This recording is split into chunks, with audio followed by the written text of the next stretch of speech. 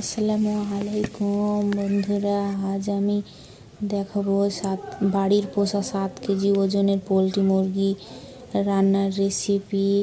প্রথমে আমি তেলে পেঁয়াজ দিয়ে ভেজে নেব, তারপর গরম মশলা, কয়েক টুকরো তেজপাতা দিয়ে ভালো করে নেড়ে, তারপর হলুদ গুঁড়ো দিয়ে একটু নেড়ে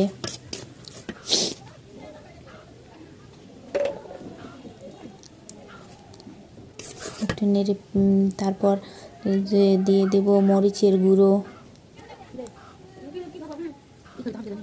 ধনিয়া গুঁড়ো, তারপর আর একটু ভালোভাবে নেড়ে দিয়ে দেব লবণ, স্বাদ মতো লবণ।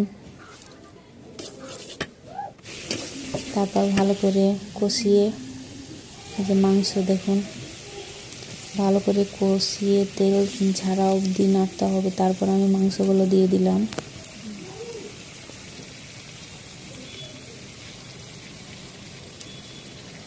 একে একে আমি মাংসগুলো দিয়ে দিচ্ছি।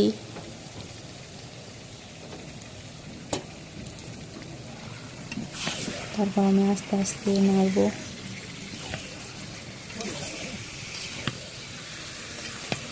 একদম লো আছে, আস্তে আস্তে আমি কষিয়ে নিচ্ছি।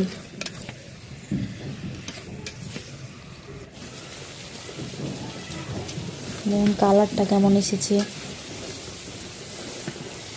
এভাবে আমি আস্তে আস্তে নেড়ে নেড়ে কষিয়ে নেব।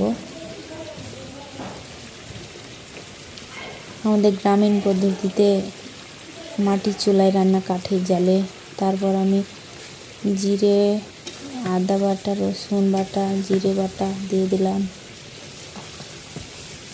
তারপর ভালোভাবে কষিয়ে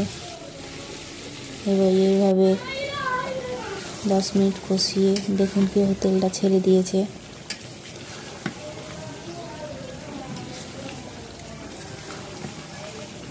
আমার দেখেই তো জিভে জল চলে আসছে।